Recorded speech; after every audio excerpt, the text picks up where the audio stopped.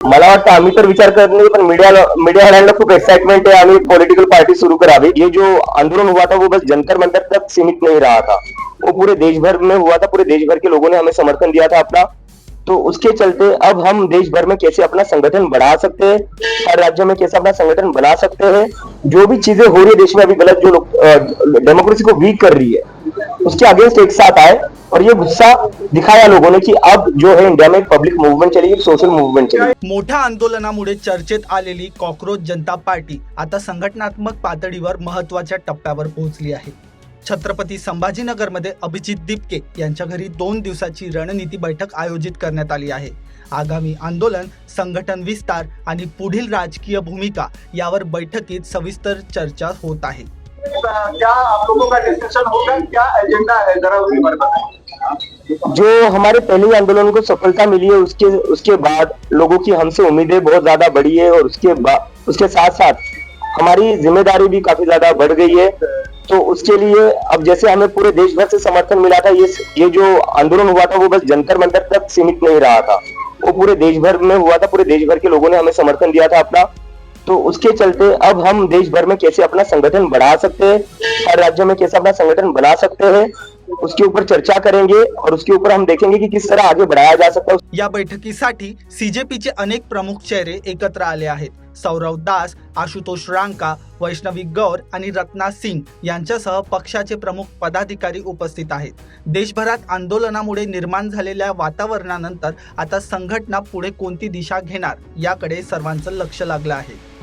आगे जाकर कॉकरोच जनता पार्टी का क्या रोड मैप हो सकता है, क्या होना चाहिए और उसके लिए क्या क्या कदम उठाने चाहिए, उसके ऊपर भी चर्चा करेंगे हम। एक तरीके से हमारा ये 2 दिन का जो कॉकरोच कॉन्क्लेव रहेगा वो हमारा एक फ्यूचर का रणनीति डिसाइड करेगा। पॉलिटिकल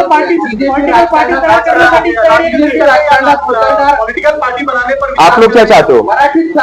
बीजेपी राजकारणात उतरणार आणि आतापर्यंत टीव्ही इश्यू होते, स्टुडंट होते, यासोबतच ती उडी पण घेऊ शकतात पॉलिटिकल मध्ये, असाही चर्चा आहे। काय नेमकं मला वाटतं आम्ही तर विचार करत नाही, पण मीडियावाल्यांना खूप एक्साइटमेंट आहे, आम्ही पॉलिटिकल पार्टी सुरू करावी। नाही,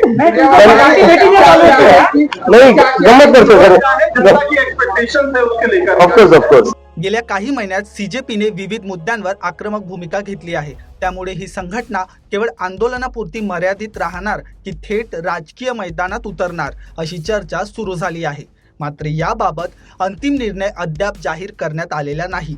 बैठकीत पुढील रणनीती आणि संघटन विस्तारावर भर दिला जात असल्याची माहिती समोर येत आहे। आपका क्या पॉलिटिकल जो है पार्टी बनाने पर विचार है, क्योंकि कई सारे ऐसे छात्र संगठन है या जो युवा है उनकी एक तरह से सोशल मीडिया में ये मांग हो रही है कि आपको राजनीति में आना चाहिए या इस तरीके का एक पॉलिटिकल विकल्प देना चाहिए। तो क्या उसको लेकर आप लोग कंसिडर करेंगे पॉलिटिकल पार्टी बनने की? नहीं, देखिए इसमें 2 चीजें हैं। जैसे कि अभी क्या हो रखा है, चाहे पॉलिटिकल सिस्टम हो, चाहे जुडिशरी हो, चाहे मीडिया हो, चाहे इलेक्शन कमीशन हो, इन सभी इंस्टीट्यूशन से जनता का भरोसा उठ चुका है, पूरी तरह उठ चुका है। और जो हमारे मूवमेंट को सपोर्ट मिला था वो सिर्फ एजुकेशन तक लिमिटेड नहीं रहा था। जैसे जैसे आंदोलन बढ़ा, वो इन सारे इंस्टीट्यूशन के ऊपर जो भरोसा कम हुआ है जनता का, वो गुस्सा दिख रहा था। जंतर मंतर पर दिख रहा था, मुंबई में दिख रहा था, बंगाल में दिख रहा था, चेन्नई में दिख रहा था, देश भर में दिख रहा था।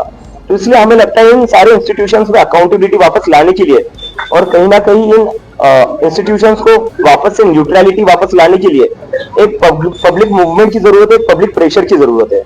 और पॉलिटिकल पार्टी जो मुझे आज लगता है कि आज जो पॉलिटिकल सिस्टम का जो सिच्युएशन है वो बहुत ही खराब है।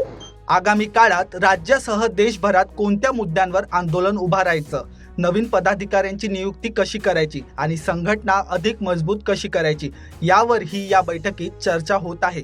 त्यामुळे या बैठकीनंतर सीजेपी कडून कोणत्या मोठ्या घोषणा होतात याकडे सर्वांचं लक्ष लागलं आहे। सुबह लोग किसी को चुनते हैं, शाम को किसी और की सरकार बन जाती है। सुबह एमएलए एमपी हो एक पार्टी का चुनते हैं, शाम तक वो किसी और पार्टी में होता है। और जब वो ना हो तो वो डिलीट हो जाते हैं, और अगर वो भी ना हो तो क्या हो जाता है, अपना जितना भी पार्टी है उसको तोड़ा जाता है ईडी सीबीआई भेजकर। तो ऐसे सिचुएशन में जनता जो है वो त्रस्त हो चुकी है इन सारी चीजों से।